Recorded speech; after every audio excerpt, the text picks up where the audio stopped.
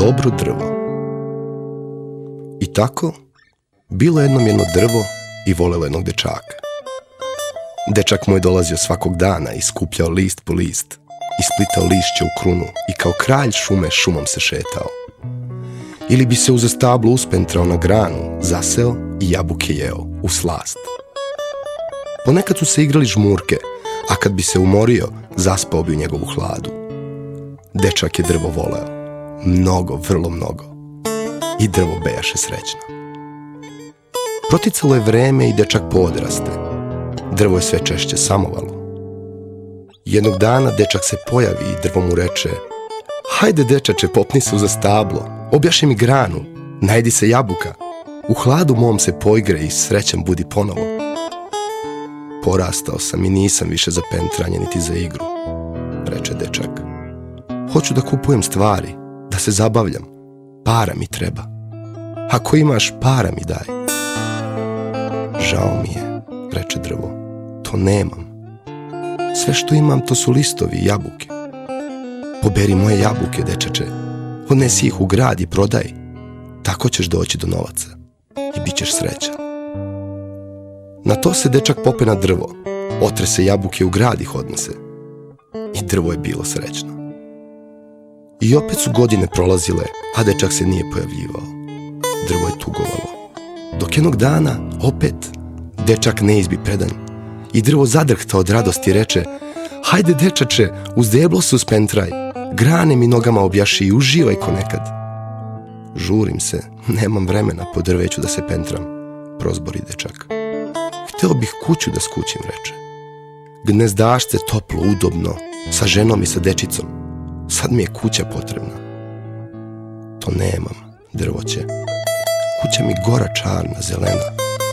Možeš mi grane poseći pa od njih kuću načini. To će te usrećiti."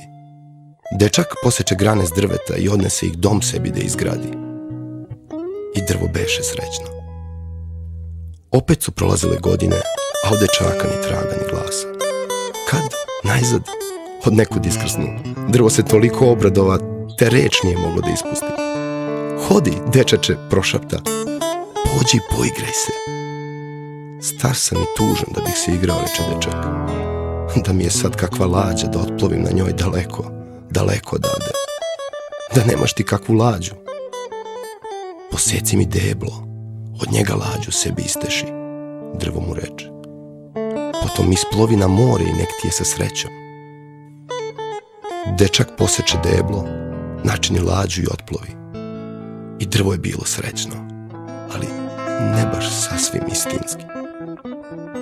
Prođoše mnoge godine, kad dečak se opet pojavi. "Dečače, žao mi je," prozbori drvo, "ali nemam baš ništa da ti dam. Ne rađam više jabuke. Ni moji zubi nisu više za jabuke," dečak reče. "Sve grane," drvo će na to, "pogubih. Sad nemaš više po čemu da se viješ." "Star sam i prestar da bih se po granama vijao," dečak će. "Deblo mi pade," reče drvo. "Nemaš se uza šta pentrati." "Umoran sam," dečak odvrati, "da bih se uza stablo pentrao." "Žao mi je," drvo uzdahnu. "O, da mi je bar nešto da ti ponudim, ali ničeg više. Ja sam ti sad panj ostareli. Prosti." "Meni sad," reče dečak, "Bog zna šta i ne treba. Tek miran kutak, skriven, da sednem i da počinjem. Mnogo sam umoran." "Ako je do toga," reče drvo, "nape se i uspravi koliko god je moglo. Panj, kad je star, može odlično da posluži da kosti na njemu odmoriš.